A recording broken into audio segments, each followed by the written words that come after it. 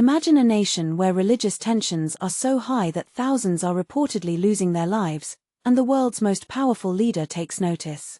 This is the stark reality in Nigeria, where former US President Donald Trump has designated the country as a country of particular concern due to what he describes as the slaughter of Christians.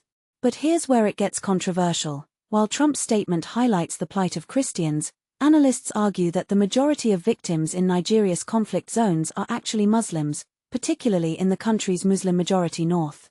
So, who's telling the full story? Let's dive in. In a recent post on Truth Social, Trump declared that radical Islamists are committing mass slaughter in Nigeria, pushing Christianity to the brink of an existential threat in the West African nation. He called on US officials to investigate the matter urgently and report back to him. Trump cited figures claiming that 3,100 Christians have been killed in Nigeria, though he did not provide a source or timeframe for these numbers.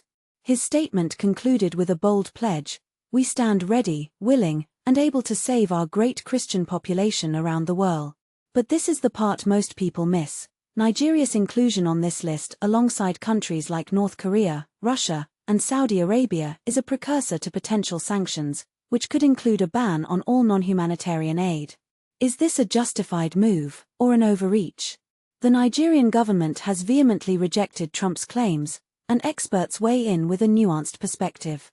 While Christians have indeed been targeted, the majority of victims of armed groups are Muslims, particularly in the north, where groups like Boko Haram and its offshoot, the Islamic State in West Africa province, ISWAP, are most active.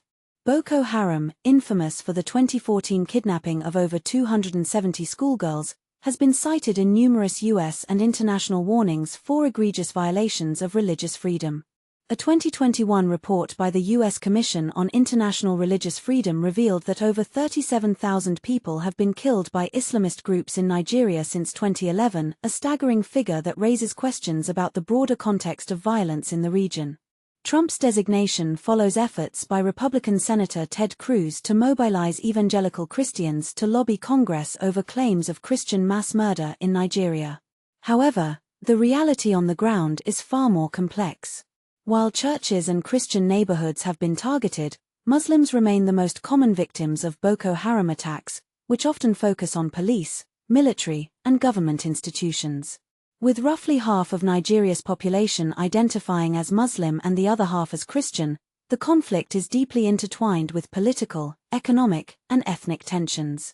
For now, the US and UK advise their citizens to reconsider travel to Nigeria due to threats of terrorism, crime, kidnapping, and armed gangs.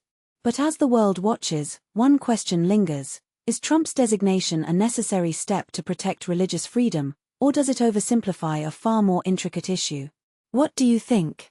Is this a justified intervention, or a misstep in understanding the complexities of Nigeria's conflicts? Share your thoughts in the comments below.